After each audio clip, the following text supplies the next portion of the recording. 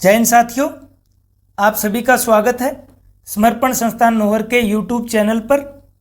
आज हम general science का टॉपिक पढ़ते हैं, अंतःस्रावी तंत्र। टॉपिक शुरू करने से पहले एक ज़रूरी सूचना उन साथियों के लिए जो रीट की तैयारी कर रहे हैं और राजस्थान स्कूल व्याख्याता की तैयारी कर रहे हैं।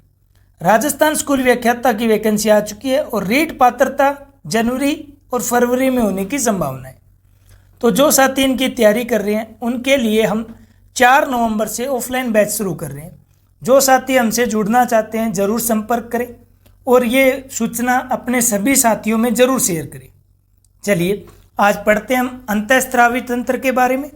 देखिए, सबसे पहले हम पढ़ते हैं ग्रंथि के बारे में। सबसे पहले पढ़ेंगे ग्रंथि। हमें पता होना चाहिए कि अंतःस्रावी तंत्र के बारे में पढ़ेंगे तो ग्रंथि 3 प्रकार की रहेगी। अंतःस्रावी ग्रंथि, बहिस्रावी और मिश्रित। इसीलिए सबसे पहले पता होना चाहिए कि ग्रंथि क्या होती है। तो याद रखना, ग्रंथि होती है कोशिकाओं का ऐसा समूह है, कोशिकाओं का ऐसा समूह है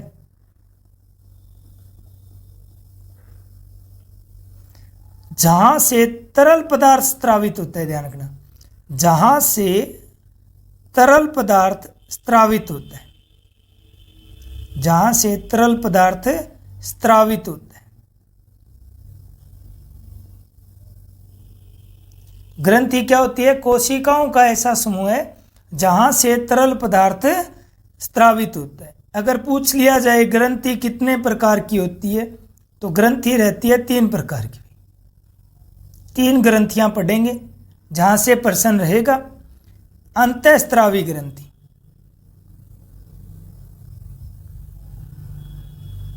एक होती है बहिस्रावी या बाह्यस्रावी, बहिस्रावी ग्रंथि। एक रहती है मिश्रित ग्रंथि। तो 3 प्रकार की ग्रंथियां होती है, अंतःस्रावी, बहिस्रावी और मिश्रित। अंतःस्रावी जो ग्रंथि होती है वो उसमें नलिका नहीं होती, तो नलिका विहीन, नलिका विहीन होती है। जहां से प्रश्न उठेंगे जरूर बताता चलूंगा। अभी कॉन्सेप्ट के लिए हर चीज हमें पता होनी चाहिए। तो अंतःस्रावी ग्रंथि क्या होती है? जिसमें नलिका नहीं पाई जाती। और जो अंतःस्रावी ग्रंथि से जो रासायनिक पदार्थ निकलता है या जो पदार्थ स्रावित होता है वो कौन सा होता है? तो वो होता है हार्मोन। यहां से अब प्रश्न बनने स्टार्ट होंगे। तो अंतःस्रावी ग्रंथियों से जो तरल पदार्थ निकलता है वो कौन सा होता है? हार्मोन होता है। और याद रखिए, हार्मोन सिर्फ संदेशवाहक होते हैं और कुछ नहीं, संदेश को लेके जाते हैं इधर से उधर, संदेशवाहक। हार्मोन क्या होते हैं? संदेशवाहक होते हैं। अब पूछा जा सकता है यही प्रश्न कि हार्मोन शब्द किसने दिया या किसने प्रथम बार यूज में लिया या शब्द उपयोग में लिया? तो ये लिया था बायलेसिस ओस्टारलिंग ने 1905 में यूज में लिया। पूछा जा सकता है कि हार्मोन होता क्या है? तो याद रखिए, हार्मोन क्या है? एक संदेशवाहक है जो सीधे रुधिर में स्रावित होता है। क्या होता है हार्मोन? सीधे रुधिर में स्रावित होता है भाई, सीधे रुधिर में स्रावित।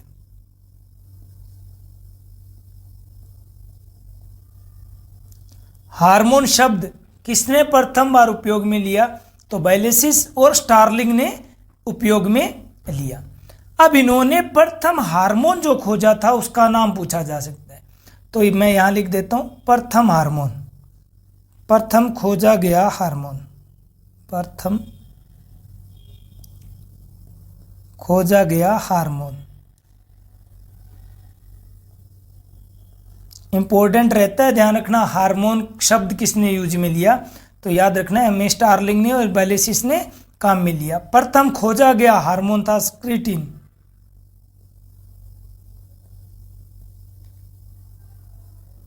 ठीक है, प्रथम खोजा गया हार्मोन कौन सा था? स्क्रीटिन था।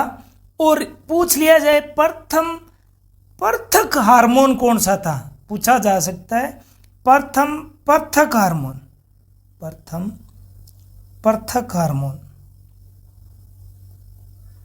तो ये इंसुलिन था भाई। प्रथम पृथक हार्मोन कौन सा था? इंसुलिन। तो अभी हमने पढ़ा है ग्रंथि। ग्रंथि क्या होता है? ऐसा समूह है जहां से तरल पदार्थ का स्त्रावन होता है। तो ग्रंथि 3 प्रकार की पड़ी। पहली है अंतःस्त्रावी ग्रंथि। अंतःस्त्रावी ग्रंथि क्या होगी? नलिका विहीन होगी। इससे जो पदार्थ निकलेगा वो क्या होता है? हार्मोन होता है। हार्मोन सिर्फ संदेशवाहक होते हैं। हार्मोन शब्द का उपयोग किसने लिया सर्वप्रथम? तो याद रखना है बायलेसिस और स्टार्लिंग ने इसकी खोज की बोल सकते हो, या प्रथम बार काम किया इसके ऊपर। कब किया गया? तो याद रख लेना 1905 में हार्मोन शब्द का प्रयोग किया था इन्होंने। अब पूछ लिया जाए प्रथम खोजा गया हार्मोन कौन सा था? तो याद रखना है प्रथम खोजा गया हार्मोन था स्क्रेटिन। ठीक है, स्क्रेटिन हार्मोन प्रथम बार खोजा गया। प्रथम पृथक हार्मोन पूछ लिया जाए तो कौन सा था? इंसुलिन था। और याद रखना है इंसुलिन को किसने निष्कासित किया था? तो बेंटिंग व मेकर ने निष्कासित किया था।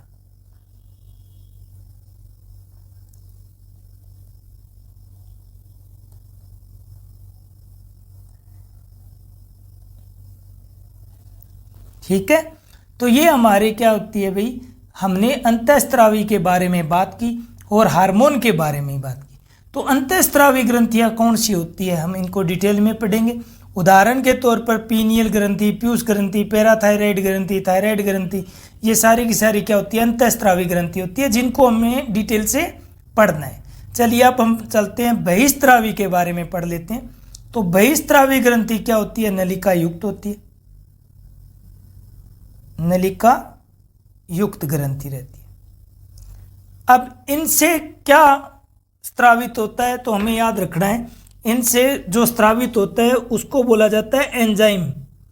ठीक है, तो बहिस्त्रावी ग्रंथि से जो तरल पदार्थ स्त्रावित होता है वो कौन सा है? तो याद रखना एंजाइम स्त्रावित होता है। एंजाइम।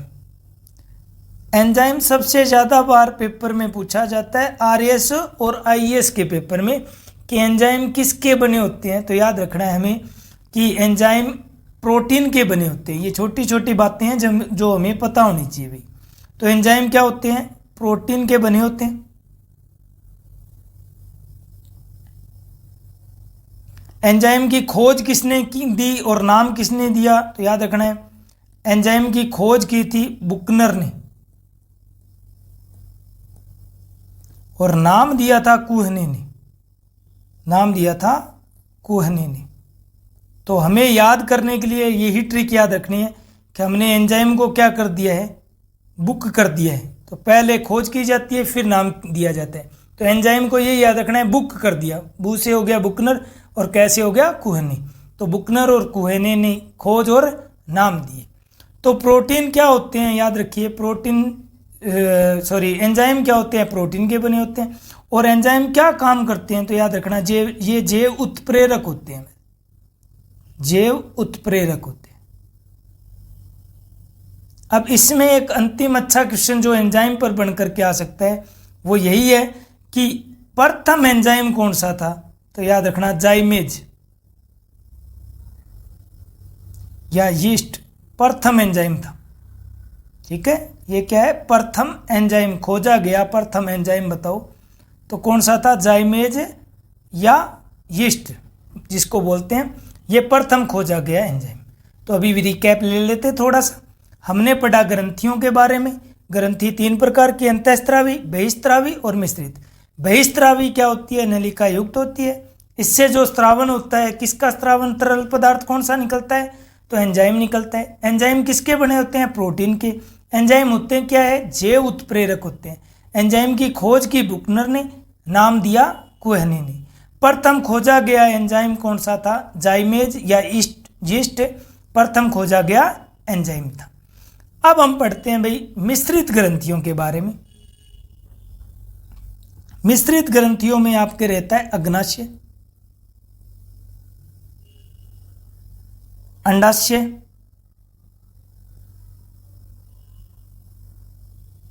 और वृषण।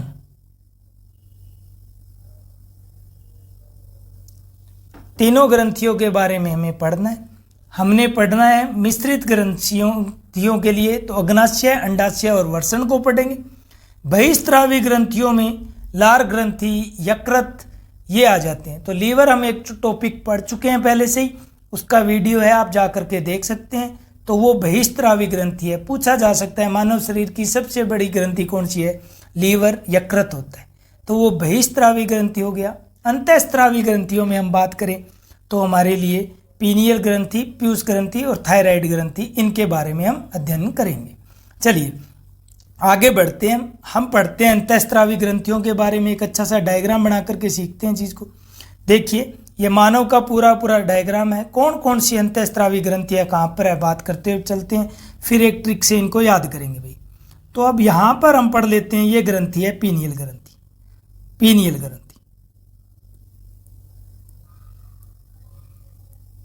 ये डायग्राम बना लेना, फिर एक छोटी सी कहानी से हम इसको याद कर लेंगे कि किस क्रम में इनको याद करना है।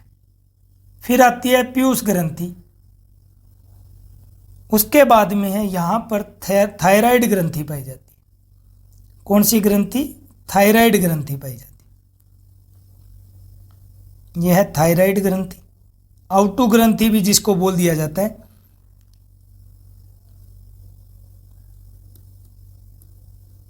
थायराइड ग्रंथि या आउटू ग्रंथि, यह है पैराथायराइड। थायराइड के ऊपर जो होती है वो है पैराथायराइड ग्रंथि।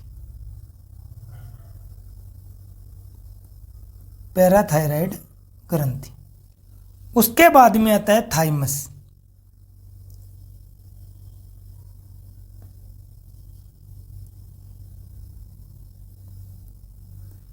थाइमस ग्रंथि।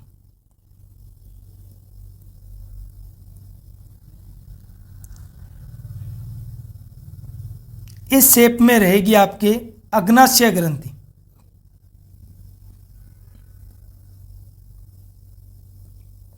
जिसको अंग्रेजी में पैनक्रियाज बोला जाता है। फिर अधिवर्क ग्रंथि या एड्रिनल ग्रंथि आ जाती है।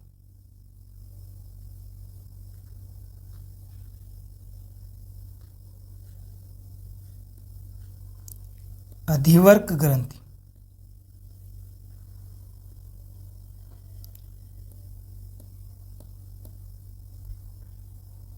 एड्रिनल ग्रंथि। यहां पर आ जाती है अग्नाशय ग्रंथि, अंडाशय ग्रंथि, अंडाशय।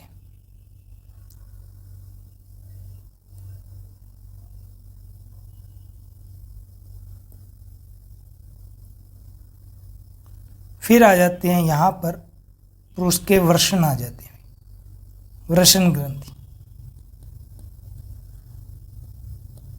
जिसको टेस्टेस्ट भी कहते हैं।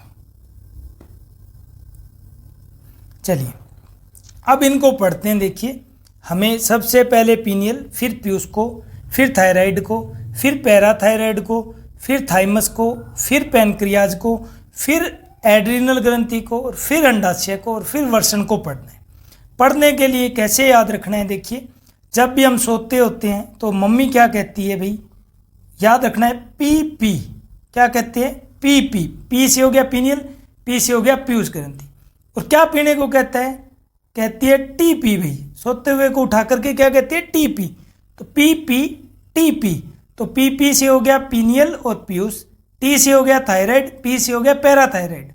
फिर भी हम नहीं उठते क्योंकि नींद जबरदस्त आती है। फिर दोबारा से एक बार और आवाज आती है कि टी पी। तो टी से हो गया थाइमस और पी से हो गया पैनक्रियाज। अब हमारी थोड़ी सी आंख खुलती है और हम कहते हैं आह। क्या आवाज आएगी? आह। ए से हो गया एड्रिनल ग्रंथि, और फिर क्या कहेंगे? ओ। ओ का मतलब आंखें खुलेगी थोड़ी सी। ओ से ओवेरी या अंडाशय। और हम क्या कहेंगे? ओह टी आ गई, तो टी से हो गया टेस्टिस या आपके वृषण हो गई। तो कैसे याद रखना है हमें? मम्मी आवाज लगाएगी, आपको कहेगी क्या? P P T P. फिर नहीं उठेंगे, फिर दोबारा से एक बार और आवाज आएगी टी पी। फिर हम कहेंगे ओ, ए ओ, और फिर क्या कहेंगे? अच्छा कि टी आई है तो टी। तो पी से हो गया पीनियल, पी से हो गया पीयूष ग्रंथि, टी से हो गया थायराइड ग्रंथि, पी से पैराथायराइड, फिर टी से थाइमस, पी से पेनक्रियाज, ए से एड्रिनल ग्रंथि, ओ से ओवेरी और टी से टेस्टिस या वृषण ग्रंथि। इन ग्रंथियों के बारे में हमें पढ़ना है भाई। आज की क्लास में इन्हीं पर अध्ययन करते हैं, अच्छे सवाल बनाते हैं, कॉन्सेप्ट को कवर करते हैं। वीडियो कैसे लग रहे हैं ज़रूर बताइएगा, ज़्यादा से ज़्यादा दोस्तों में शेयर कीजिएगा भाई। चलिए अब हम पढ़ना स्टार्ट करते हैं। सबसे पहली ग्रंथि पीयूष ग्रंथि के बारे में महत्वपूर्ण रहती है।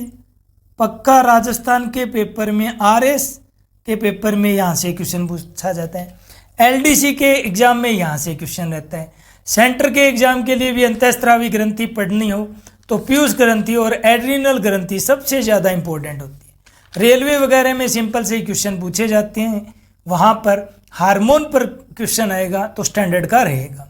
देखिए पीयूष ग्रंथि की बात करें हम तो पीयूष ग्रंथि के बारे में सारी की सारी बातें एम से स्टार्ट करनी है। एम से क्या हो जाएगा, इसी को बोला जाता है मास्टर ग्रंथि। एम से है मास्टर। फिर इसी को बोला जाता है एम से ही कि मटर के दाने जैसी ग्रंथि कौन सी है, तो पीयूष ग्रंथि होती है।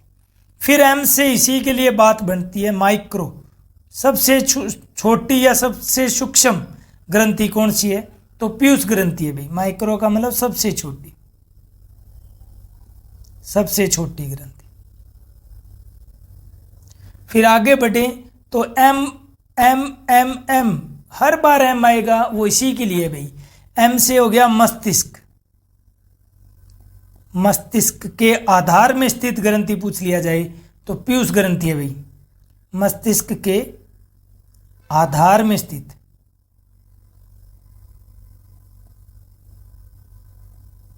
क्या पढ़ा कि मास्टर ग्रंथि किसको बोला जाता है, पीयूष ग्रंथि को। मटर के दाने के आकार की ग्रंथि कौन सी होती है, पीयूष ग्रंथि। सबसे छोटी ग्रंथि या अंतःस्रावी ग्रंथि कौन सी होती है, पीयूष ग्रंथि। मस्तिष्क के आधार में स्थित ग्रंथि बताओ तो पीयूष ग्रंथि। अब थोड़ा हमें यह भी ध्यान रखना है कि जब बोला है कि मस्तिष्क के आधार में रहती है तो हमें थोड़ा ये डायग्राम बनाना है और फिर इसके बारे में डिटेल से पढ़नी है।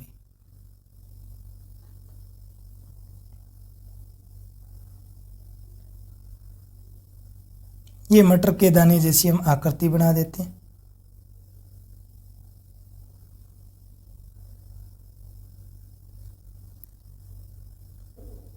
इंपॉर्टेंट रहता है थोड़ा डायग्राम अच्छे से पढ़ के जाना। ये ब्रेन हो गया, देखो हमने पढ़ा है मस्तिष्क के आधार में स्थित है, तो ये आधार में स्थित हो गई है आपकी ग्रंथि। और ये वाली जो आपकी ग्रंथि है पीयूष ग्रंथि है। पीयूष ग्रंथि के 3 भाग होते हैं, पश्च भाग, मध्य भाग और अग्रभाग। यही पूछ लिया जाता है कि पश्च भाग से स्त्रावित हार्मोन के नाम पूछ सकता है, अग्रभाग के स्त्रावित हार्मोन के बारे में पूछ सकता है और मध्य भाग। तो हमें ध्यान रखना है इनके बारे में।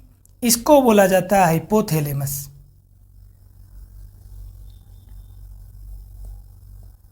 हाइपोथैलेमस। इसका कार्य पूछा जा सकता है तो ध्यान रखना पीयूष ग्रंथि का या हाइपोथैलेमस का कार्य बताओ, तो ये शरीर का टेम्परेचर या तापमान का नियंत्रण करता है भाई। ठीक है, याद रखना है। कार्य पूछ लिया जाए हाइपोथैलेमस या पीयूष ग्रंथि का कार्य बताओ, मुख्य कार्य लिख लेना। मुख्य कार्य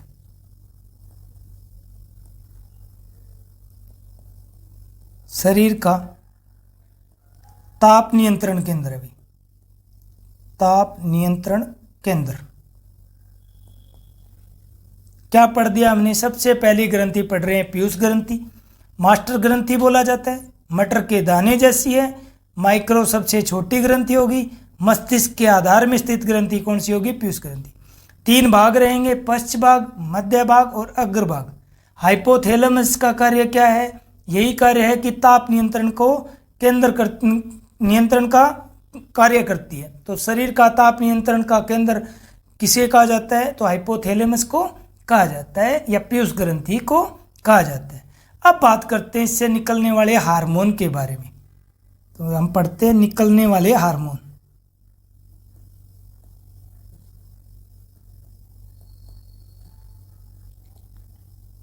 महत्वपूर्ण हार्मोन को डिटेल में पढ़ेंगे, सिर्फ जो इम्पोर्टेंट नहीं रहेंगे उनके बारे में हम नाम लिख लेंगे। देखिए, सबसे पहले पढ़ेंगे अग्रभाग से निकलने वाले, बात करें कि कौन कौन से हार्मोन अग्रभाग से निष्कासित होते हैं।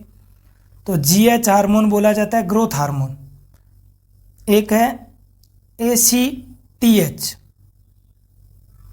एक हार्मोन रहता है आपका प्रोलैक्टिन हार्मोन, प्रोलैक्टिन हार्मोन, ये तो महत्वपूर्ण रहता ही रहता है प्रोलैक्टिन हार्मोन, ध्यान रखना। फिर है एक रहता है TSH हार्मोन, एक रहेगा आपका LH हार्मोन, LH हार्मोन, इसको बोला जाता है ल्यूटिनाइजिंग, आगे पूरा इनको डिटेल में पढ़ लेंगे हम। एक रहता है आपका FSH हार्मोन, ये इंपॉर्टेंट रहेगा FSH हार्मोन, जो महत्वपूर्ण है उनके बारे में डिटेल में हम पढ़ते चलेंगे। तो अग्रभाग से कितने महत्वपूर्ण 6 हार्मोन का निष्कासन होता है। GH ग्रोथ हार्मोन हो गया, ACTH हो गया, प्रोलैक्टिन हो गया, LH हार्मोन हो गया, FSH हार्मोन हो गया, TSH हार्मोन हो गया।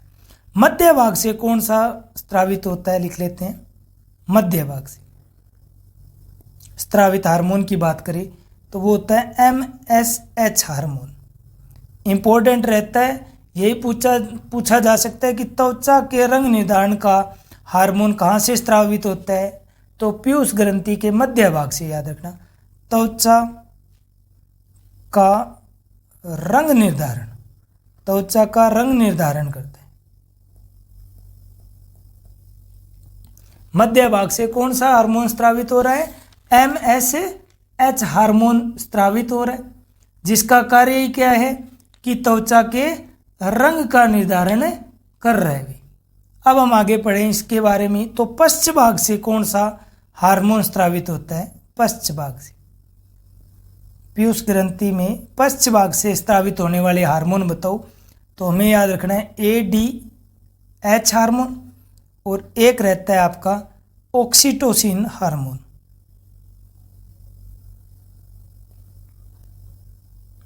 ठीक है, ADH और ऑक्सीटोसिन हार्मोन हमें यही याद रखने हैं। पूछा जा सकता है कि ऑक्सीटोसिन हार्मोन पीयूष ग्रंथि के किस भाग से स्रावित होता है, तो हमें याद रखना है पश्च भाग से। कैसे याद रखना है, यही है कि हमें बोलना है कि आओ, ए और ओ, आओ कहाँ से भाई, पीछे से आगे, पीछे से आओ, पीछे से आओ। तो पीछे से क्या हो गया, पश्च भाग, आओ, ए और ओ, आओ हो गया, ए से ADH और ओ से ऑक्सीटोसिन हार्मोन पश्च भाग से स्रावित होते हैं। अब चलिए इनके बारे में थोड़ा डिटेल से पढ़ लेते हैं। सबसे पहले हम पढ़ते हैं ऑक्सीटोसिन के बारे में। पश्च भाग से स्रावित होने वाले हार्मोन ऑक्सीटोसिन के बारे में पढ़ते हैं।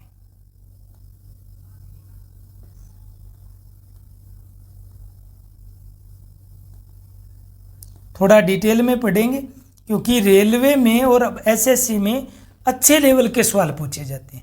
ऐसे ही राजस्थान के कंपटीशन या किसी भी अन्य स्टेट के कंपटीशन के लिए साइंस का लेवल एक अच्छे स्तर पर गया है, तो क्यों ना हम उसी लेवल की तैयारी करें। छोटे छोटे चुटपुट सवाल आने आजकल के लिए बंद हो गए हैं, थोड़ा अच्छा स्टैंडर्ड जाएगा। तो थोड़ा डिटेल में पढ़ते हैं, थोड़ा वीडियो लंबा जाएगा। आगे कोशिश रहेगी कुछ को नेक्स्ट चैप्टर में या नेक्स्ट टॉपिक में कवर कर लेंगे। यहाँ पर ज़्यादा से ज़्यादा हम अच्छे से अच्छे पढ़ने की कोशिश करते हैं जो महत्वपूर्ण है उनके बारे में। तो सबसे पहले हम पढ़ रहे हैं जो पश्च भाग का है ऑक्सीटोसिन, उसके बारे में। इसके बारे में पहली बात मोस्ट इंपॉर्टेंट रहती है, पूछा जाता है गर्भपात का हार्मोन किसे कहते हैं, तो इसी को बोला जाता है गर्भपात का हार्मोन।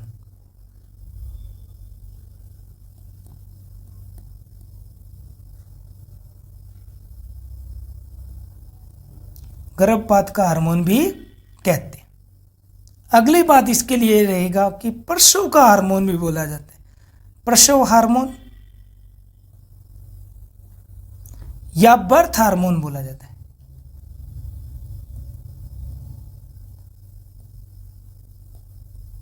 गर्भपात का हार्मोन ऑक्सीटोसिन, प्रसव हार्मोन या बर्थ हार्मोन भी ऑक्सीटोसिन, और दुग्ध का निष्कासन या विमोचन हार्मोन भी ऑक्सीटोसिन। दुग्ध का निष्कासन इस हार्मोन के स्त्रावन के बाद में होता है भाई, दुग्ध का निष्कासन या विमोचन।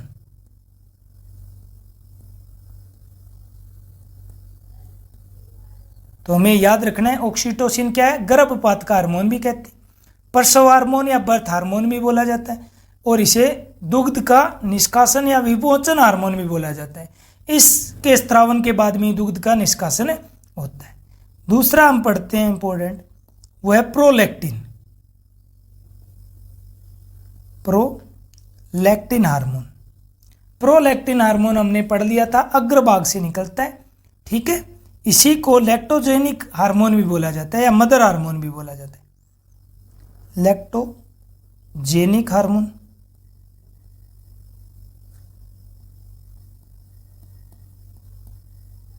या मदर हार्मोन भी बोला जाता है, मदर हार्मोन। इसके लिए याद रखना है कि ये हार्मोन के स्त्रावन के बाद में क्या होगा, बच्चे के जन्म के बाद में होगा, क्या होगा, दुग्ध संश्लेषण हार्मोन बोला जाता है। इसी हार्मोन को, प्रोलैक्टिन को क्या बोला जाता है, दुग्ध संश्लेषण का हार्मोन।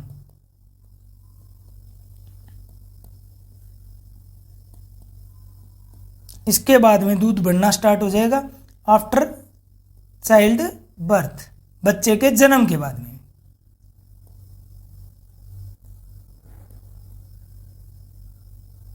प्रोलैक्टिन हार्मोन किससे स्त्रावित होगा, पीयूष ग्रंथि के अग्रभाग से स्त्रावित होता है। ऑक्सीटोसिन पश्च भाग से स्त्रावित होता है।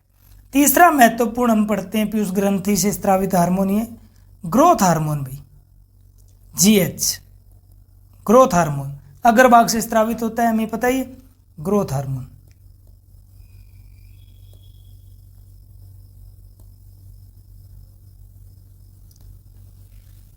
ग्रोथ हार्मोन की बात करें तो बच्चों में अलग होगा और बड़ों में अलग। तो बच्चों में बात करें ग्रोथ हार्मोन, स्त्रावन से अधिक से क्या हो जाएगा और कमी से क्या हो जाएगा।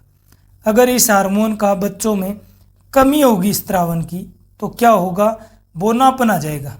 क्या रहेगा भाई, बोनापन आएगा, बोनापन। और अगर अधिकता रही तो क्या हो जाएगा, लड़का महाकाय हो जाएगा भाई। अधिकता से क्या हो जाएगा, बच्चों में अगर यह हार्मोन की अधिकता रही तो वो महाकाय हो जाएगा।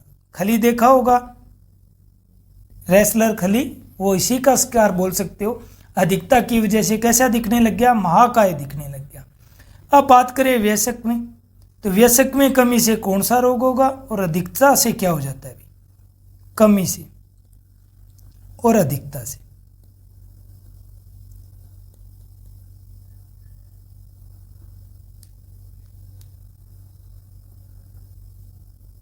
वयस्क में कमी से हो जाएगा साइमंड रोग। वयस्क में कमी से कौन सा रोग हो जाएगा, साइमंड्स बोला जाता है।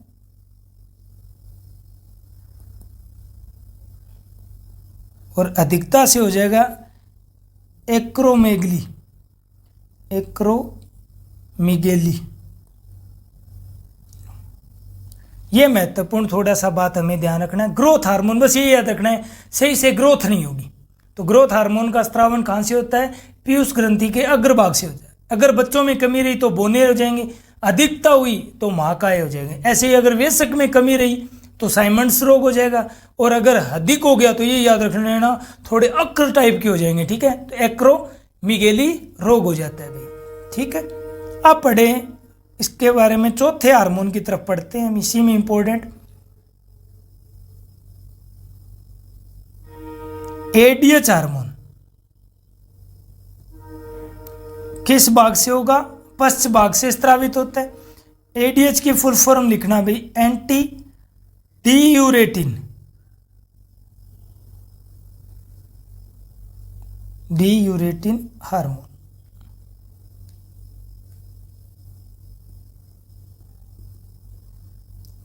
इसको वेसोप्रोसिन भी बोला जाता है, वेसोप्रोसिन। एडीएच के बारे में पढ़ते हैं भाई। एडीएच क्या रहेगा, ध्यान रखना, अगर इसकी कमी से, अगर इसका स्त्रावन की कमी रही तो रोगी को बार बार पेशाब आता है। ध्यान रखना, तो एडीएच की कमी से रोगी को बार बार पेशाब आएगा, रोगी को बार बार पेशाब आता है, बार बार पेशाब आता है। तो यूरेटिन, हम जानते हैं यूरेटिन को यूरिन ही पढ़ो भाई, यूरिन आएगा। एडीएच क्या होगा? एंटी डी यूरेटिन, वेसोप्रोसिन हार्मोन में बोला जाता है। इसकी कमी से क्या होगा? रोगी को बार बार पेशाब आता है। और यह रोग होता क्या है? तो इसी को उदकमय रोग बोला जाता है। ध्यान रखना, यह रोग जो बार बार पेशाब आ रहा है तो इसको क्या बोला जाता है? यह रोग है उदकमय है, उदकमय रोग है। इसमें आदमी 10 से 15 लीटर तक मूत्र का त्याग कर देता है और नॉर्मल मूत्र का त्याग करते हैं हम 1.5 लीटर पूरे दिन में। ध्यान रखना, 1.15 लीटर मूत्र त्यागता है भाई।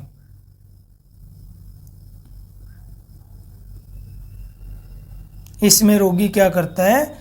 10 से 15 लीटर मूत्र त्यागता है। अगर नॉर्मल है, स्वस्थ है, तो कितना मूत्र त्यागना चाहिए? 1.5 लीटर का मूत्र का त्याग होना चाहिए। तो उदकमय में क्या हो जाता है? डायबिटीज या इंसिपिडिस भी बोला जाता है। तो उदकमय रोग में क्या होता है? मूत्र का ज़्यादा स्त्रावन होता है, मूत्र बार बार पेशाब ज़्यादा आता है। 10 से 15 लीटर तक मूत्र त्यागता है रोगी। नॉर्मल रोगी क्या है? स्वस्थ व्यक्ति पूरे दिन में 1.5 लीटर मूत्र का निष्कासन करता है या मूत्र त्यागता है। अब अगला हार्मोन हम पढ़े 5 नंबर पर हम, तो वो रहता है आपका LH हार्मोन। इम्पोर्टेंट रहेगा, यही पूछा जा सकता है कि LH हार्मोन कहाँ से स्त्रावित होता है? पश्च भाग से। ये तीनों बातें पढ़ के जाना कि तीनों भाग से कौन कौन से हार्मोन का स्त्रावन हो रहा है। तो LH का मतलब हो गया luteinizing hormone, luteinizing hormone. Luteinizing hormone देखो, पुरुष में होगा तो क्या करेगा? टेस्टोस्टेरोन का स्त्रावन करेगा, जिससे दाढ़ी मूंछ आती है भाई। टेस्टोस्टेरोन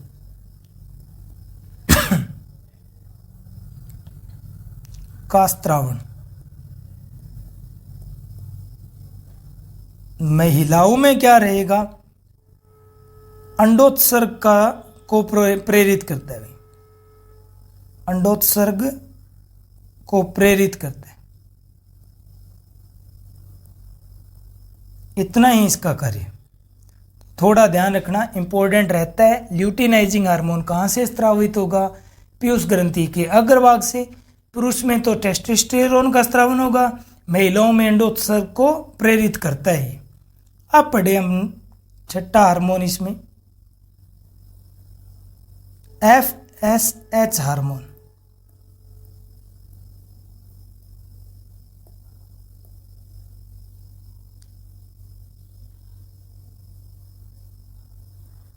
स्टिमुलेटिंग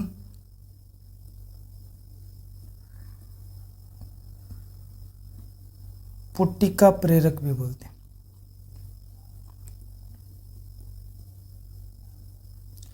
इसका क्या कार्य होता है? FSH का। तो FSH कहां से निकल रहा है? अग्रभाग से निकल रहा है।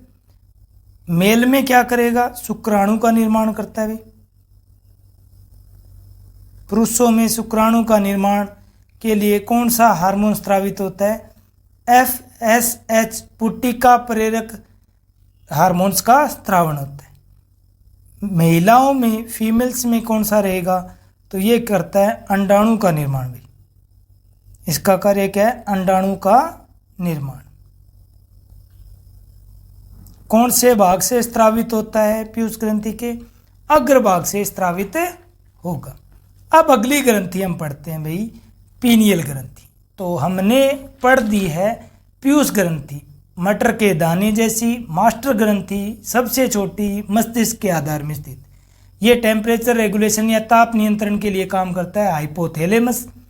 जो पीयूष ग्रंथि है, 3 भाग होते हैं। तीनों भाग से स्त्रावित होने वाले हमने रसायन या हार्मोन्स के बारे में पढ़ लिया। अब अगली ग्रंथि हम पढ़ते हैं, दूसरी है, वो है पीनियल ग्रंथि। टी टी पी पी, तो पी से पीयूष हो गया, अगले पी से है पीनियल, वो याद रखना है। पी पी टी पी आओ सी क्या है टी, ठीक है। तो ये पता होना चाहिए, हमें याद रहना चाहिए। पीनियल ग्रंथि के बारे में पढ़ते हैं। सबसे पहले ध्यान रखना, पीनियल ग्रंथि से स्रावित हार्मोन ही पूछा जाता है। तो मिलेटोनिन का स्रावन करता है, ध्यान रखना, मिलेटोनिन हार्मोन, मिलेटोनिन हार्मोन का स्रावन करता है। कौन सी ग्रंथि करती है? पीनियल ग्रंथि। इसी से क्या होता है? रंग का निर्धारण होता है। ध्यान रखना कि कैसा रंग होगा स्किन का। तो रंग का निर्धारण के लिए कौन सा हार्मोन होता है? मिलेटोनिन हार्मोन होता है। किस ग्रंथि के द्वारा स्रावित होता है? पीनियल ग्रंथि के द्वारा स्रावित होता है। पीनियल ग्रंथि को ही बोला जाता है मस्तिष्क की रेत, मस्तिष्क की रेत। फिर पूछा जाए कि पीनियल को ही बोला जाता है, कई बार क्वेश्चन पूछा है मस्तिष्क की तीसरी आंख किसको बोला जाता है? तो पीनियल ग्रंथि को, मस्तिष्क की तीसरी आंख,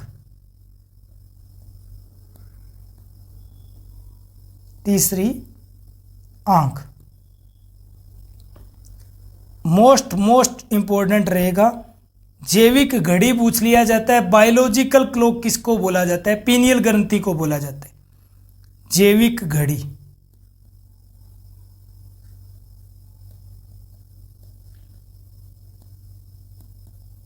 बायोलॉजिकल क्लॉक भी बोला जाता है। पूछा जाए कि प्रकाश द्वारा प्रभावित ग्रंथि बताओ, तो पीनियल ग्रंथि प्रकाश से प्रभावित होती है भाई, प्रकाश द्वारा प्रभावित होती है, प्रकाश द्वारा प्रभावित होती है। अब हम तीसरी ग्रंथि की तरफ चलते हैं। एक छोटा सा रिकेप, पीनियल ग्रंथि का क्या है? हार्मोन कौन सा स्रावित होगा? Melatonin hormone. और ये क्या करता है? रंग का निर्धारण करता है। मस्तिष्क की रेत किसको कहा जाता है? पीनियल ग्रंथि को कहा जाता है। मस्तिष्क की तीसरी आंख किसको कहा जाता है? पीनियल ग्रंथि को कहा जाता है। बायोलॉजिकल क्लॉक किस ग्रंथि को कहेंगे? तो पीनियल ग्रंथि को। प्रकाश द्वारा प्रभावित ग्रंथि कौन सी होती है? पीनियल ग्रंथि। चलिए तीसरा पढ़ते हैं हम, थायराइड ग्रंथि।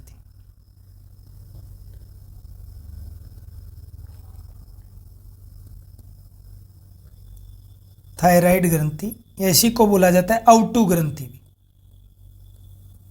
रेलवे के लिए इंपॉर्टेंट है, बाकी हल्के एग्जाम रहते हैं वहाँ पर यही पूछा जाता है कि कौन सी ग्रंथि इंग्लिश अल्फ़ाबेट एच के जैसी दिखती है, तो थायराइड ग्रंथि दिखती है, यही पूछा जाता है।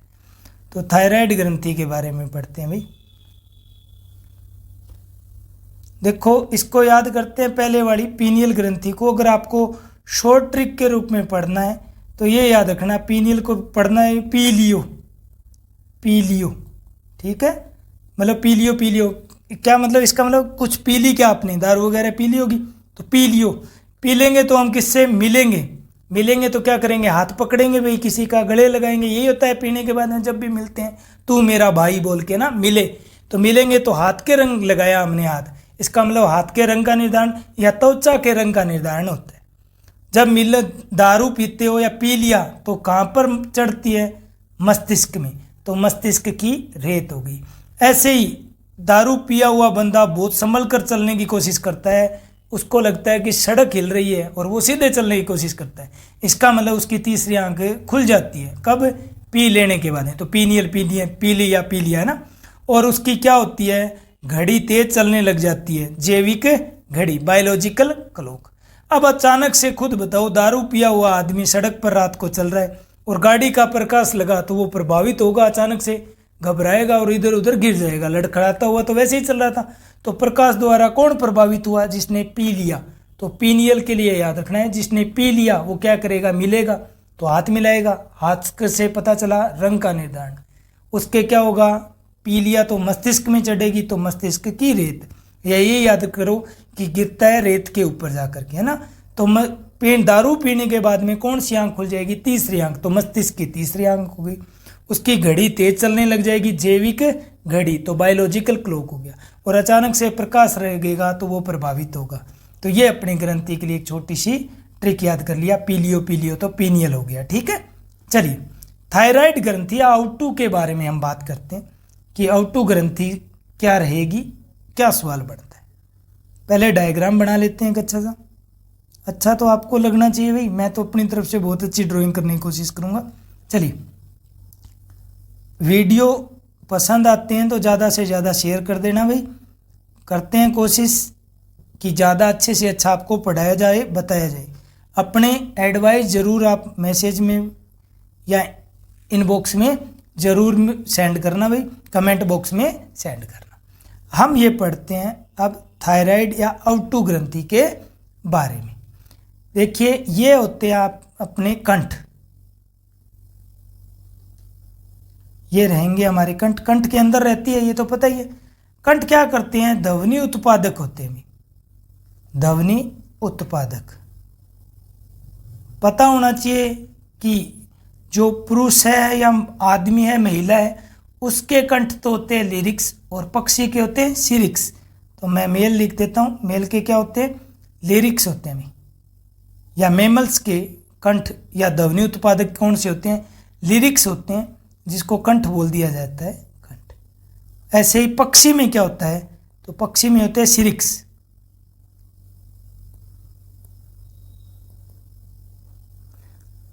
अब देखिए, ये है आपकी श्वास नली। श्वास नली, जिसको ब्रोंको बोला जाता है भी, ब्रोंको।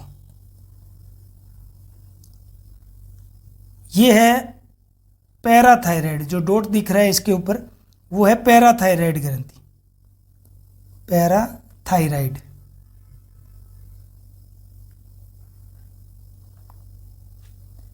जो एच के आकार की है वो है थायराइड ग्रंथि। जो एच आकार की दिख रही है ये है थायराइड ग्रंथि। पूछ लिया जाए पैराथायराइड, जो छोटे छोटे मैंने डॉट लगाए हैं ब्लू कलर के, ये पैराथायराइड ग्रंथि है। इनकी संख्या होती है 4 डॉट लगाए हैं, देखो, ध्यान रखना थोड़ा सा। और थायराइड ग्रंथि की आकृति कैसी होती है? आपके इंग्लिश का अल्फ़ाबेट एच जैसी होती है, ठीक है। अब थायराइड ग्रंथि में कुछ महत्वपूर्ण बातें पढ़ते हैं। सबसे पहले पढ़ते हैं शरीर की सबसे बड़ी अंतःस्रावी ग्रंथि। बोल रहा हूं मैं तो लिख रहा हूं शरीर की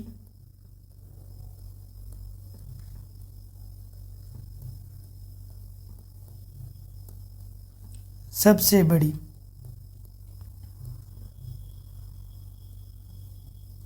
अंतःस्रावी ग्रंथि।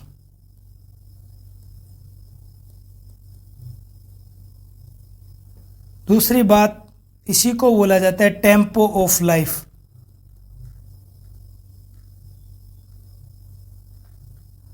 तीसरी बात इसके लिए बोला जाता है कि ये सेल्फ सुसाइड ग्लैंड होती है, ग्रंथि होती है। सेल्फ सुसाइड ग्लैंड कौन सी होती है? तो थायराइड ग्रंथि होती है।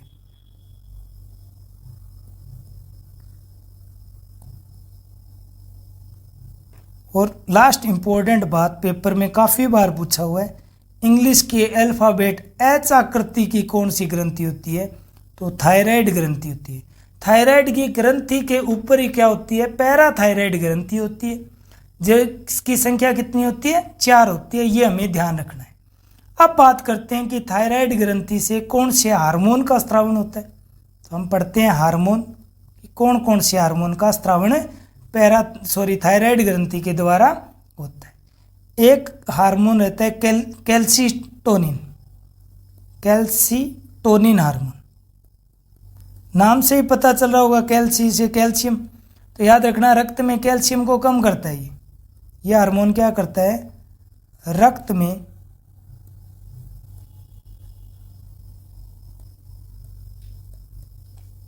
को कम करता है। दूसरा है थायरोक्सिन।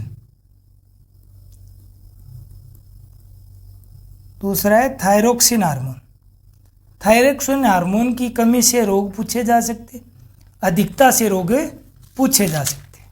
चलिए हम पढ़ें इसमें। तो थायरोक्सिन हार्मोन को ही बोला जाता है आयोडीन युक्त हार्मोन, ये ध्यान रखना, छोटी सी बात है, आयोडीन युक्त हार्मोन।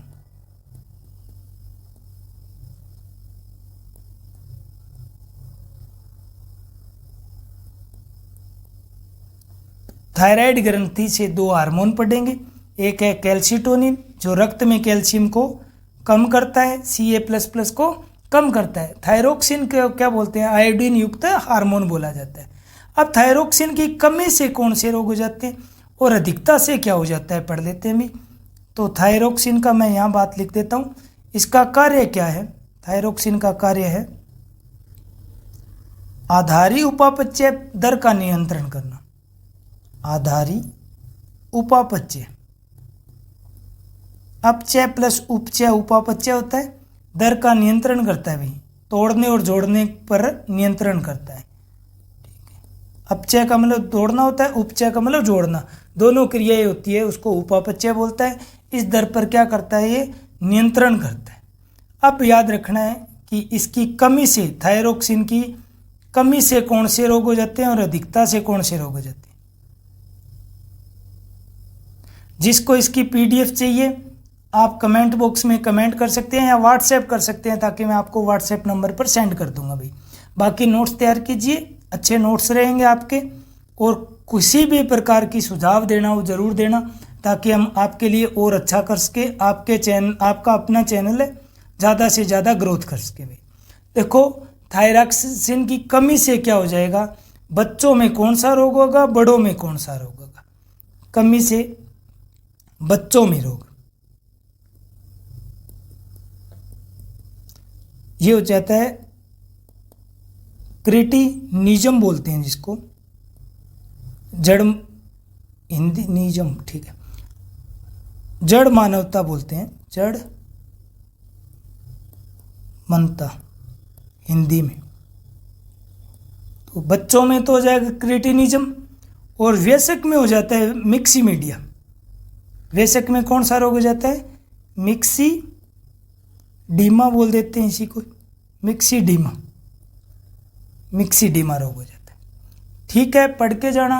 अच्छा सवाल बनता है कि थायरोक्सिन की कमी से बच्चों में कौन सा रोग हो जाता है, क्रिटिनिज्म रोग हो जाता है, वयस्क में मैक्सीडीमा रोग हो जाता है, और अगर अधिकता हो तो क्या हो जाएगा, ग्रेवेज रोग हो जाता है। ध्यान रखना, ग्रेवेज रोग। ठीक है, अब थायराइड, थायराइड का मतलब आपका गला ना सूजे, तो उसके लिए हम सभी पढ़ते हैं कि आयोडीन युक्त नमक खाना चाहिए। ठीक है, तो आयोडीन युक्त नमक खाना चाहिए ताकि आपको थायराइड रोग ना हो, या थायराइड या गलगट रोग ना हो। ठीक है, तो थायराइड ग्रंथि को प्रभावित करने वाला रोग ना हो, तो इसके लिए हम क्या खाते हैं, आयोडीन युक्त नमक खाया जाता है। इंपॉर्टेंट रहता है, आयोडीन युक्त नमक का वैज्ञानिक नाम है या रासायनिक नाम पूछ लिया जाता है, सॉरी रासायनिक नाम, तो ये हमें पता होना चाहिए। लगभग जनता सोडियम क्लोराइड कर देती है, वो साधारण नमक का नाम होता है, ध्यान रखना। तो आयोडीन युक्त नमक को का रासायनिक नाम लिख लेना, इंपॉर्टेंट सवाल रहेगा। सॉरी, आयोडीन युक्त नमक को बोला जाता है potassium iodate, potassium iodate.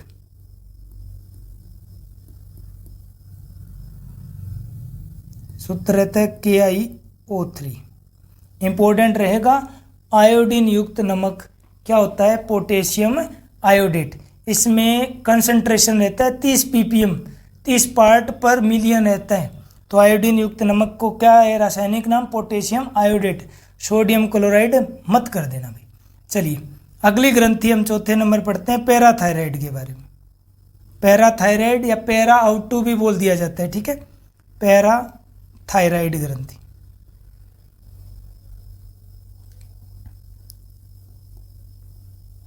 Parathyroid ग्रंथि,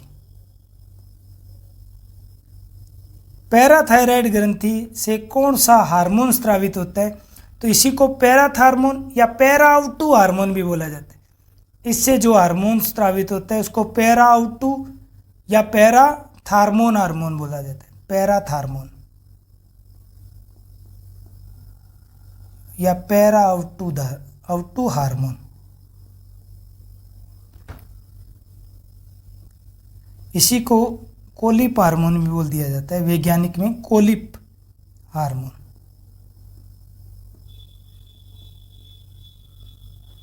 पैराथायराइड ग्रंथि से कौन सा हार्मोन का स्रावन होता है? पैराथार्मोन का स्रावन होता है। इस हार्मोन का कार्य क्या है? तो कार्य लिख लेना भाई, रक्त में कैल्शियम को बढ़ाता है और फास्फोरस को कम करता है। इसका मतलब ये बोल सकते हैं कि कैल्शियम और फास्फोरस का नियंत्रण करता है। ठीक है, रक्त में कैल्शियम व फास्फोरस का नियंत्रण करता है।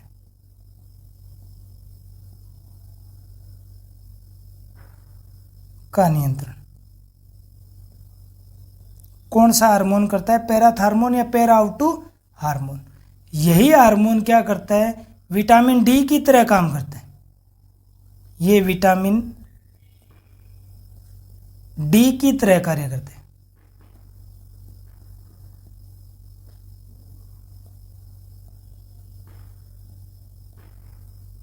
अच्छे से नोट्स तैयार कर लेना भाई। दोबारा से एक छोटा सा रिकैप लेंगे जिससे टॉपिक आसानी से तैयार हो जाएगा। टिटेनी रोग कौन सा हो जाता है? टिटेनी रोग हो जाता है। चलिए पढ़ लेते हैं थोड़ा सा। पैराथायराइड ग्रंथि कितनी होती है? 4 होती है, हमने थायराइड में काउंट कर लिया था। पैराथायराइड ग्रंथि से हार्मोन कौन सा निकलता है? पैराआउटू या पैराथार्मोन निकलता है। इसका कार्य क्या है? रक्त में कैल्शियम और फास्फोरस का नियंत्रण करता है। ये विटामिन डी की तरह कार्य करता है। ये हार्मोन कौन सा रोग हो जाएगा? टिटेनी रोग हो जाता है। ठीक है, चलिए आगे बढ़े। अग्नाशय ग्रंथि, अगली ग्रंथि है अग्नाशय ग्रंथि।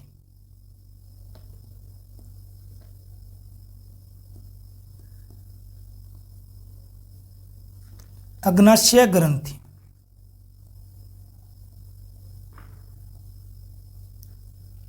तो दूसरी सबसे बड़ी ग्रंथि है ये भाई। पहली ग्रंथि कौन सी है? ध्यान रखना, अग्नाशय ग्रंथि मिश्रित ग्रंथि है। तो पहली ग्रंथि सबसे बड़ी ग्रंथि है मानव शरीर की, वो है यकृत, जो मिश्रित ग्रंथि रहती है। और दूसरी सबसे बड़ी ग्रंथि है अग्नाशय ग्रंथि। अंतःस्रावी की बात करेंगे तो सबसे बड़ी कौन सी है? थायराइड ग्रंथि, अंतःस्रावी की बात करें तो। और पहली ग्रंथि वैसे पूरे शरीर की बात करें तो सबसे बड़ी ग्रंथि है यकृत, दूसरी सबसे बड़ी ग्रंथि है अग्नाशय। थोड़ा पढ़ने का तरीका ध्यान रखना। दूसरी सबसे बड़ी ग्रंथि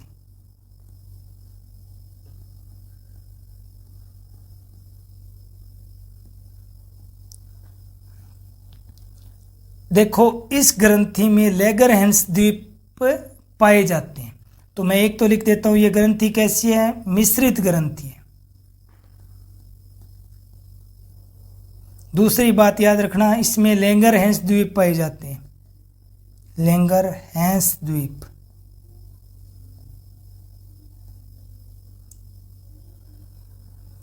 पाए जाते हैं।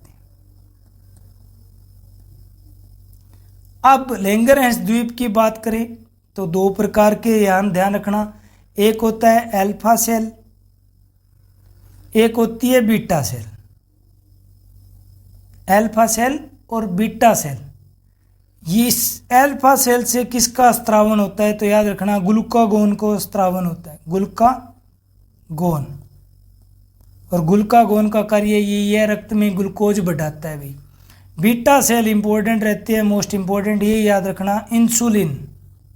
बीटा सेल से क्या होगा? इंसुलिन रहेगा तो रक्त में ग्लूकोज की मात्रा को कम करता है इंसुलिन, ध्यान रखना। इंसुलिन का स्त्रावन होता है। इंसुलिन क्या करता है? रक्त में ग्लूकोज कम करता है। ग्लूकागोन क्या करेगा? ग्लूकोज बढ़ाता है। इंसुलिन रक्त में ग्लूकोज को कम करता है। तो रक्त में ग्लूकोज का स्तर क्या होना चाहिए? 60 से 110 mg% या mg/dl होना चाहिए। ध्यान रखना, खाने से पहले कितना होना चाहिए और खाने के बाद में कितना होना चाहिए। लिख लेते हैं, कई बार पूछ ही लिया जाए तो। रक्त में ग्लूकोज का स्तर, रक्त में ग्लूकोज का स्तर पढ़ लेते हैं। कि खाना खाने से पहले कितना होना चाहिए और खाना खाने के बाद में कितना होना चाहिए। तो मैं यहाँ लिख देता हूँ 60 से 110, ठीक है, mg प्रतिशत, या इसका दूसरा मात्रक हो सकता है mg/dl, ठीक है। अब पढ़ें, देखो फास्टिंग का मतलब होता है खाने से पहले फास्टिंग,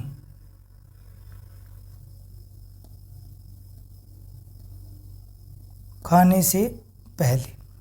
अगर ब्लड शुगर चेक कर रहे हो, दोनों टाइम की चेक करनी चाहिए, खाने से पहले की भी और खाने के बाद की भी।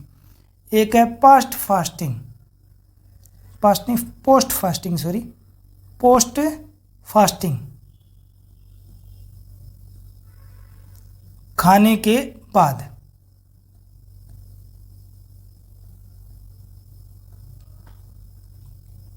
तो खाने से पहले कितना होना चाहिए शुगर लेवल, वो होना चाहिए 60 से 70 mg/100 ml। खून में देखें तो mg/100 ml 60 से 70 होना चाहिए।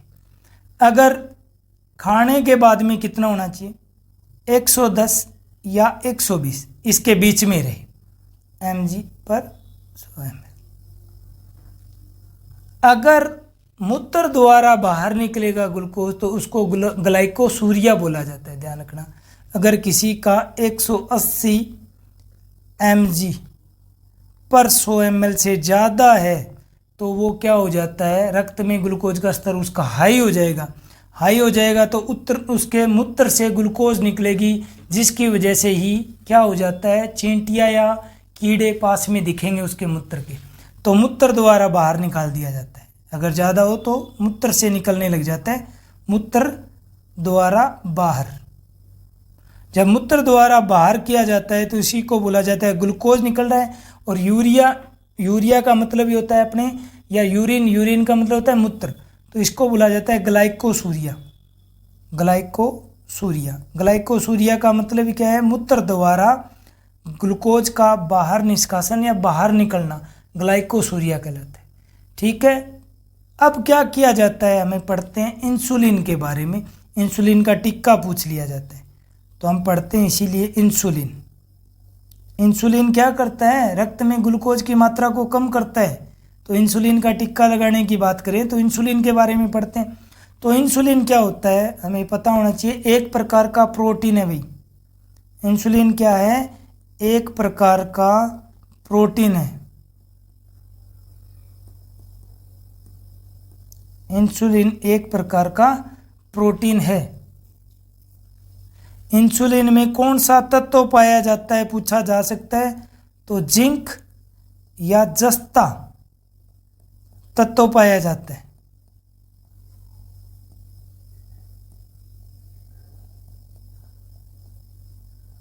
तो इंसुलिन क्या है, एक प्रकार का प्रोटीन है, जिंक या जस्ता तत्व पाया जाता है। तो हमें याद रखना है, कहीं पढ़ना भी पड़े तो 51 AA अमीनो अम्ल बोल देना, ठीक है। पेप्टाइड चेन बोलते हैं इसको, हमें नहीं पढ़ने की जरूरत। 51 AA याद रख लेना, एक प्रकार का प्रोटीन है, ठीक है। इंसुलिन के टीके की खोज किसने की पूछा जा सकता है, इंपॉर्टेंट रहेगा इंसुलिन का टिक्का भाई।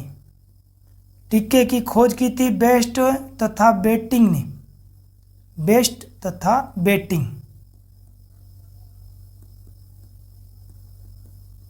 तथा बेटिंग ने क्या की थी, इंसुलिन के टिक्के की खोज की थी।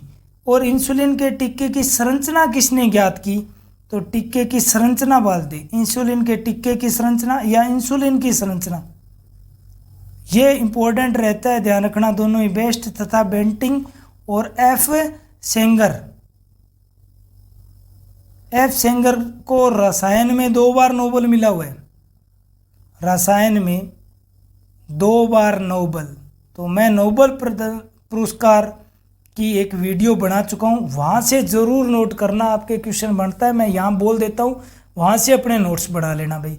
पूछा जा सकता है कि किन व्यक्तियों को नोबेल पुरस्कार 2 बार मिल चुका है, तो हमने ट्रिक पढ़ी थी, मैडम और जॉन फ्रेंडली है, तो मैडम से मैडम क्यूरी, जॉन से जॉन बार्डिन, फ्रेंड से हो गया फ्रेडरिक सेंगर, एफ सेंगर हो गया फ्रेडरिक सेंगर, इनको 2 बार मिला हुआ है। और फ्रेंड ली से हो गया लिनस पॉलिंग।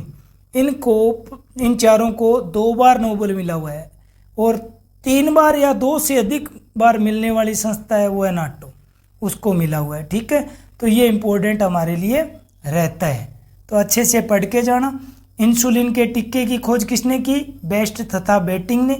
इंसुलिन के टिक्के की संरचना किसने ज्ञात की? तो वो की थी एफ सेंगर ने। एफ सेंगर को 2 बार नोबेल पुरस्कार मिल चुका है। मैडम क्यूरी का पूछा जा सकता है, मैडम क्यूरी का रेडियोधर्मिता के लिए मिला हुआ है नोबेल पुरस्कार, इंपॉर्टेंट रहेंगे। तो अब यहाँ पर एक छोटी सी बात और हम इंसुलिन से पढ़ लेते हैं कि इंसुलिन का कम स्त्रावन होगा तो क्या होगा और अधिक स्त्रावन होगा तो क्या होगा। अल्प स्त्रावन,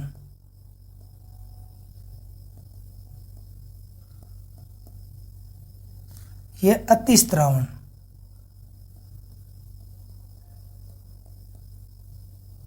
इंसुलिन का अगर कम स्त्रावन होगा तो मधुमेह रोग हो जाएगा, डायबिटीज हो जाएगी, क्योंकि इंसुलिन ही क्या कर रहा है? ग्लूकोज की मात्रा को कम करता है। अगर ग्लूकोज ज़्यादा बनेगा तो क्या हो जाएगा? डायबिटीज हो जाएगी। और अगर अति स्त्रावन ज़्यादा इंसुलिन का हो गया तो ध्यान रखो वो क्या करेगा? हाइपोग्लासीमिया हो जाएगा, इसको रोग हो जाएगा हाइपोग्लाइसीमिया। ईमिया का मतलब रक्त होता ही है, तो रक्त से ग्लूकोज को ही नष्ट कर देगा, ध्यान रखना, हाइपोग्लाइसीमिया। ये हमने पढ़ लिया है। तो अगर इंसुलिन का कम स्त्रावन हुआ तो क्या होगा? मधुमेह रोग हो जाएगा। अधिक स्त्रावन से क्या हो जाएगा? हाइपोग्लाइसीमिया हो जाएगा। इंसुलिन क्या है? एक प्रकार का प्रोटीन है। इसमें कौन सा तत्व पाया जाता है? तो जिंक या जस्ता पाया जाता है। इंसुलिन के टिक्के की खोज किसने की? बेस्ट तथा बेटिंग ने की। इंसुलिन की संरचना किसने ज्ञात की? तो एफ सेंगर ने। एफ सेंगर को रसायन के क्षेत्र में 2 बार नोबेल पुरस्कार मिल चुका है। इंसुलिन के कम स्त्रावन से मधुमेह और अधिक स्त्रावन से हाइपोग्लाइसीमिया रोग हो जाता है। अब आज की अंतिम हम पढ़ लेते हैं, वो है एड्रिनल। और एक रिकैप लेंगे, सभी एक साथ जुड़े रहना, पूरा वीडियो देखना है भी, बीच में नहीं स्किप करना। अच्छा टॉपिक है, आसानी से पढ़ते चलेंगे, दोहराव के बाद में आपको कंठस्थ करा दिया जाएगा। अपने विचार जरूर कमेंट बॉक्स में दीजिए, वीडियो कैसे लग रहे, और ज़्यादा से ज़्यादा दोस्तों को शेयर करना। देखो एड्रिनल मोस्ट इम्पोर्टेंट रहती है किसी भी पेपर के लिए।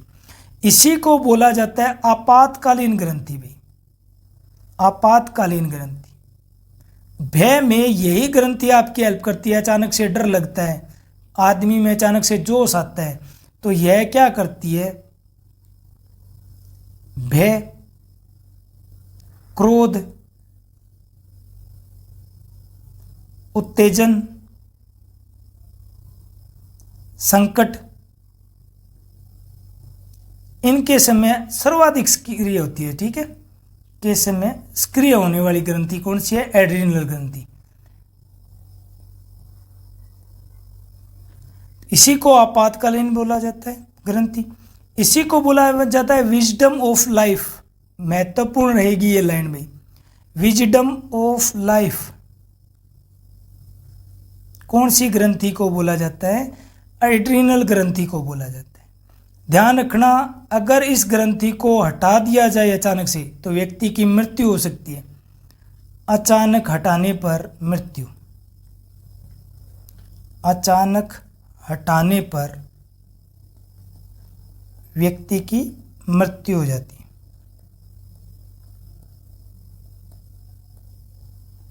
महत्वपूर्ण बात रहेगी। अब बात करें कि इस ग्रंथि के द्वारा स्रावित हार्मोन की बात करें।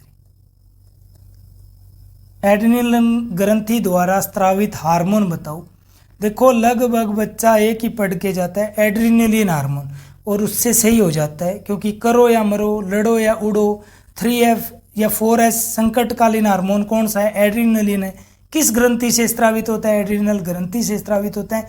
सही हो जाते हैं सवाल। बट ध्यान रखना, और भी अन्य भी हार्मोन है जो स्रावित होते हैं। एक याद रखना, इस स्रावित होने वाला हार्मोन है एल्डोस्टेरोन, एल्डोस्टीरन हार्मोन या स्टीरिन हार्मोन। ठीक है, ये जल और लवण का संतुलन करता है। इसका कार्य क्या है? जल व लवण संतुलन। इतना नहीं पढ़ने की जरूरत, बस नाम याद रख लेना कि कौन सा हार्मोन स्रावित होता है। एल्डोस्टीरन हार्मोन स्रावित होता है। ठीक है, इसकी कमी से एडिशन डिजीज हो जाती है भाई। दूसरा हार्मोन स्रावित होता है वो है कार्टिसोल हार्मोन। मैं यहाँ लिख देता हूँ, चलो कमी से। एल्डोस्टीरिन की कमी से कौन सा रोग हो जाता है? एडिशन रोग, एडिशन डिजीज बोलते हैं, ये हो जाता है। कार्टिसोल हार्मोन स्रावित होता है, ये इसको बोला जाता है life saving hormone. Life saving hormone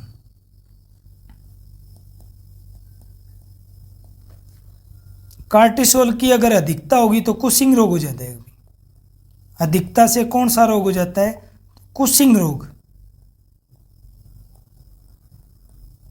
तो अभी हमने पढ़ लिया एड्रेनलिन से, एक तो है एल्डोस्टीरिन जो क्या करता है? जल और लवण का संतुलन। एक है कॉर्टिसोल, इसको लाइफ सेविंग हार्मोन भी बोलते हैं, कुशिंग रोग हो सकता है। एक रहता है आपका नोर एड्रिलिन,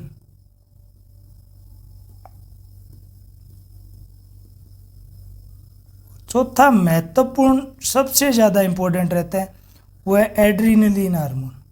एड्रीनलिन एक होता है नोर एड्रिलिन और एक है एड्रीनलिन। और आपके लिए एड्रीनलिन मोस्ट इंपॉर्टेंट रहेगा। इसका दूसरा नाम भी ध्यान रखना, इसी को बोला जाता है एपिनेफ्रिन हार्मोन भी। ये कहीं नाम ना आए एड्रीनलिन तो याद रखना एपिनेफ्रिन। और नोर एड्रीनलिन को क्या बोलिएगा? नोर एपिनेफ्रिन हार्मोन।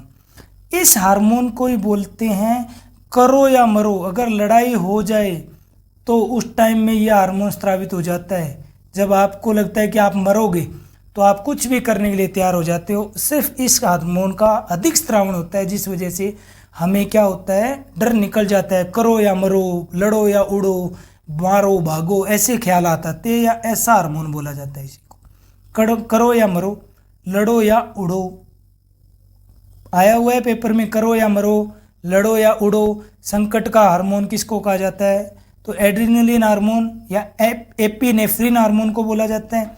किससे स्रावित होता है? एड्रिनल ग्रंथि से स्रावित होता है। इसी को बोला जाता है 3F, ठीक है, हार्मोन भी। और इसी को बोला जाता है 4S hormone. 4S hormone, S से हो गया संकटकालीन, ध्यान रखना, संकटकालीन हार्मोन।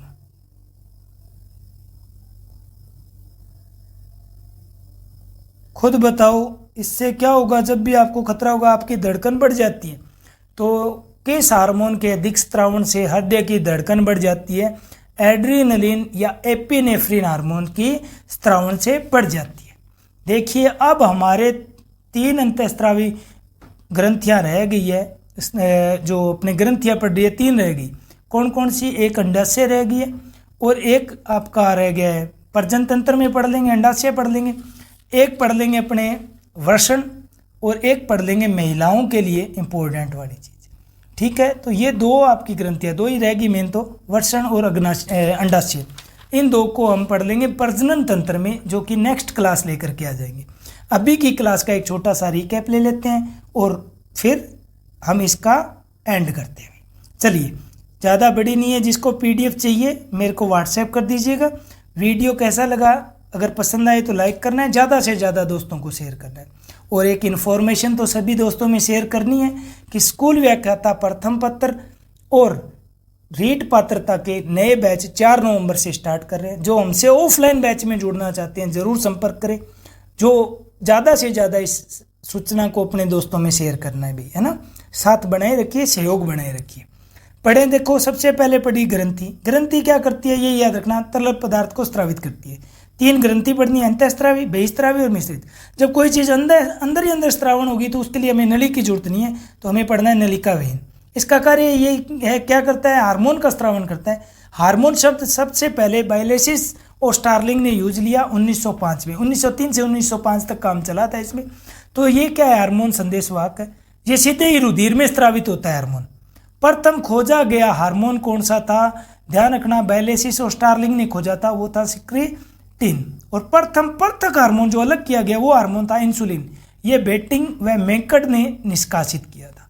फिर हमने पढ़ा बहिस्त्रावी ग्रंथि, जो कि क्या होगा, बाहर कोई भी चीज का स्त्रावण करना है तो ये याद रखो नली चाहिए भी, तो नलिका युक्त होता है। इससे कौन सा स्त्रावण होता है किस चीज का, तो एंजाइम का स्त्रावण होता है। एंजाइम जैव उत्प्रेरक होते हैं। हमेशा लाइन याद रखना, एंजाइम किसके बने होते हैं, प्रोटीन के बने होते हैं। मोस्ट इंपोर्टेंट बात, हमें प्रोटीन बुक कर देना है भी, तो एंजाइम बुक कर देना है। बू से बुकनर और कैसे, कुहने, नाम दिया कुहने ने, खोज की बुकनर ने। पहला खोजा गया एंजाइम था कौन सा था, जाइमेज या यीस्ट था। फिर हमने पढ़ा मिश्रित के लिए हमें पढ़ना है अग्नाशय ग्रंथि, अंडाशय और वर्षण। अंडाशय और वर्षण हम कहाँ पढ़ लेंगे, प्रजनन तंत्र नेक्स्ट वीडियो में पढ़ लेंगे। अब पढ़ लेते हैं अंतःस्रावी ग्रंथि और मिश्रित ग्रंथि के बारे में। सबसे पहले हमने एक डायग्राम से पढ़ा हमें ग्रंथियां कौन कौन सी पढ़नी है, तो हमें पढ़ना है एक तो पीपी, क्या पीपी से पीनियल प्यूस, टीपी से हो गया थायराइड और पी से पैराथायराइड। हम सुनेंगे नहीं, एक बार और आवाज लगाएगी मम्मी, टीपी, तो टी से हो गया थाइमस और पी से क्या हो गया, पैनक्रियाज। फिर हम कहेंगे ओ ए से हो गया अंडा आपका एड्रिनल और ओ से हो गया ओवेरी। और फिर हम क्या कहेंगे टी, तो टी से हो गया टेस्टिस, जिसको क्या बोलते हैं, वर्षण भी बोला जाता है। अब पढ़े सबसे पहले पीयूष के बारे में। तो पीयूष के लिए एम याद रखना है, मास्टर मटर की आकृति, माइक्रो मस्तिष्क के आधार में। ध्यान रखना हाइपोथैलेमस का कार्य क्या है, शरीर के ताप का नियंत्रण, या बोला जाए तो पीयूष ग्रंथि का क्या कार्य है, तो बोल देना शरीर में ताप नियंत्रण का केंद्र होता है। ब्रेन के मस्तिष्क के आधार में स्थित है। मटर के दाने जैसी है, 3 भागों में बंटी हुई है, पश्च भाग, मध्य भाग और अग्रभाग। पश्च भाग से स्रावित होने वाले हार्मोन जीएच, एटीएच, प्रोलैक्टिन और टीएसएच, एलएच, एफएसएच, ये नाम याद रखने हैं पक्का चीज। मध्य भाग से एमएसएच हार्मोन निकलता है जो कि त्वचा का रंग निर्धारण करता है भी, ठीक है। फिर हमने पढ़ा पश्च भाग से एडीएच और ऑक्सीटोसिन। कैसे याद रखना है कि पीछे से आओ, ए से एडीएच और ओ से ऑक्सीटोसिन। ऑक्सीटोसिन का कार्य क्या याद रखना है, गर्भपात का हार्मोन। मोस्ट इंपॉर्टेंट बात रहेगी, गर्भपात का हार्मोन किसको बोला जाता है, ऑक्सीटोसिन को बोला जाता है, ठीक है। फिर इतना ही याद रखना है, प्रोलैक्टिन से क्या होगा, दुग्ध संश्लेषण हार्मोन कहा जाता है। बच्चे के जन्म के बाद में इस हार्मोन के स्त्रावण से ही आपके क्या रहेगा, दुग्ध का संश्लेषण होगा, बढ़ेगा भी, मदर्स हार्मोन भी बोला जाता है इसको। प्रोलैक्टिन, लैक्ट का मतलब होता है दूध, तो दूध का संश्लेषण वाला हार्मोन हो गया, ठीक है। जीएच है ग्रोथ हार्मोन, तो ग्रोथ अच्छी होगी तो सही है, अगर कमी रही तो बोनापन, और बड़ी हो गया तो माँ का है बच्चों में।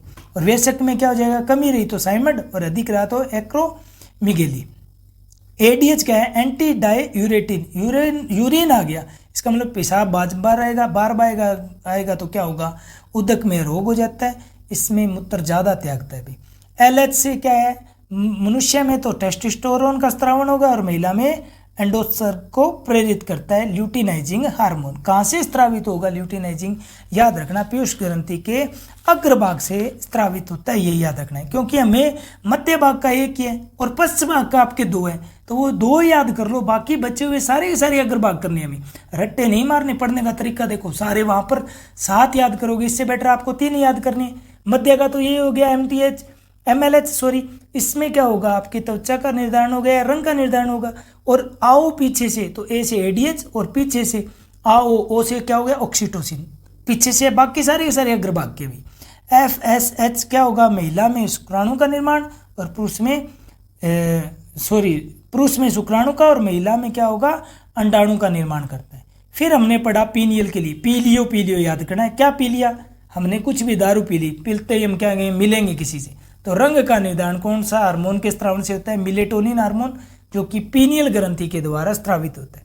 मस्तिष्क की रेत होगी, तीसरी आंख खुल जाती है पीने के बाद में, और हमारी घड़ी तेज चलने लग जाएगी, अचानक से प्रकाश करेगा तो दारू पिया हुआ प्रभावित हो गया, पी लिया तो पीनियल ग्रंथि हो गया। थायराइड या आउटू ग्रंथि क्या होती है, एच आकृति की रहेगी, पुलिस हमारे कहाँ पर होगा, श्वास नली के ऊपर पाई जाती है, और थायराइड के ऊपर पैराथायराइड मिलेगी, संख्या होगी 4। शरीर की सबसे बड़ी अंतःस्रावी ग्रंथि थायराइड रहेगी। टेम्पो ऑफ लाइफ, और ये इंपॉर्टेंट रखना, सेल्फ सुसाइड ग्लैंड किसको कहा जाता है, तो आपकी थायराइड ग्रंथि को। एच आकृति की रहेगी, 2 हार्मोन याद रखने हैं, कैल्सिटोसिन और थायरोक्सिन। आयोडीन की कमी से घेंगा रोग हो जाता है, उसको दूर करने के लिए आयोडीन युक्त नमक याद रखना है, पोटेशियम आयोडेट। पैराथायराइड के बारे में बात करें तो हार्मोन याद रखना है, जो कि विटामिन डी की तरह काम करता है। कैल्शियम और फास्फोरस का नियंत्रण करेगा विटामिन डी की तरह। पैराथार्मोन या पैराओ2 हार्मोन। फिर हमने पढ़ा अग्नाशय, दूसरी सबसे बड़ी ग्रंथि। मानव शरीर की सबसे बड़ी ग्रंथि है यकृत, दूसरी सबसे बड़ी ग्रंथि है अग्नाशय। अंतःस्रावी ग्रंथि की बात करें तो थायराइड है सबसे बड़ी, ध्यान रखना। तो मिश्रित ग्रंथि है भी अग्नाशय ग्रंथि। लेगरस द्वीप पाए जाएंगे, अल्फा सेल और बीटा सेल रहेगी। अल्फा सेल ग्लूकोगोन को करेगा और बीटा सेल क्या है, इंसुलिन को। इंसुलिन रक्त में ग्लूकोज को कम करता है, वो ग्लूकोज का स्त्रावण करता है भी। रक्त में ग्लूकोज का स्तर खाने से पहले 60-70 और खाना खाने के बाद में 110 से 120 के बीच में रहना चाहिए। अगर ज़्यादा है तो मूत्र द्वारा बाहर निकलेगा, जिसको ग्लाइकोसूरिया बोला जाता है। इंसुलिन का टिक्का इसीलिए बढ़ाया जाता है कि आपके मधुमेह है तो आपके टिक्का लगाया जाए, ठीक है। तो इस पर ये क्या है, एक प्रकार का प्रोटीन है, 51A है। तत्व कौन सा पाया जाता है, जिंक। टीके की खोज की बेस्ट और बेटिंग ने। संरचना एफ सेंगर ने, रसायन में 2 बार नोबेल। इंसुलिन का अगर कम स्त्रावण होगा तो मधुमेह रोग और अधिक स्त्रावण होगा तो क्या होगा, हाइपोग्लाइसीमिया रोग हो जाता है। अब है एड्रिनल, मोस्ट इंपॉर्टेंट, सबसे ज़्यादा इंपॉर्टेंट पेपर में पूछे जाने वाली ग्रंथि क्या है, भय और संकट के समय क्रिया होगी। अगर इस ग्रंथि को, ये लाइन अच्छी रहती है, इंपॉर्टेंट आती है कि किस ग्रंथि को हटाने पर व्यक्ति की मृत्यु हो जाती है। एड्रिनल ग्रंथि को हटा दोगे अचानक से तो व्यक्ति की मृत्यु हो जाती है। इसको ये आपातकालीन ग्रंथि बोलती है। अगर अचानक से आपके आपातकाल आ गया, ये भय, डर आ गया, संकट आ गया, तो ये ग्रंथि एक्टिवेट हो जाएगी, जिससे क्या होगा, आपका रक्त का स्त्रावण बढ़ जाता है, ठीक है। और विजडम ऑफ लाइफ बोला जाता है। हार्मोन याद रखने हैं तो इम्पोर्टेंट एड्रेनलिन ही है, जिसको एपिनेफ्रिन हार्मोन बोला जाता है। ये क्या करता है, क्रो मरो, लड़ो या उड़ो, 3F या 4S या संकटकालीन हार्मोन भी बोला जाता है। तो बाकी तीनों और हार्मोन पढ़ लेना आप लोग, और एडिशन रोग थोड़ा देख के जाना भाई, ठीक है। ये हमारी आज की क्लास थी। तो ज़्यादा से ज़्यादा दोस्तों में शेयर करना। जो साथी तैयारी कर रहे हैं रेलवे की तैयारी और SSC की तैयारी, उनके लिए भी 4 तारीख से नया बैच रहेगा। और जो साथी स्कूल व्याख्याता की वैकेंसी आ गई है राजस्थान की और रीट पात्रता के लिए भी, तो वो भी 4 तारीख से नए बैच स्टार्ट कर रहे हैं। आप हमसे ऑफलाइन बैच में जुड़ सकते हैं। जो साथी किसी कारणवश हम तक नहीं पहुंच पाएंगे तो उनके लिए कोशिश रहेगी स्कूल व्याख्याता की और रीट की कि हम उनके लिए भी वीडियो बना सकें। अभी जो वीडियो चल रहे हैं वो रेलवे को टारगेट करते हुए और RS की साइंस को टारगेट करते हुए साइंस और मैथ के वीडियो चल रहे हैं भाई। तो रेलवे की तैयारी कर रहे साथी ज़्यादा से ज़्यादा वीडियो को देखना और अपने साथियों में ज़रूर शेयर करना। मन लगाकर तैयारी कीजिए। जय हिंद, जय भारत। धन्यवाद साथियों।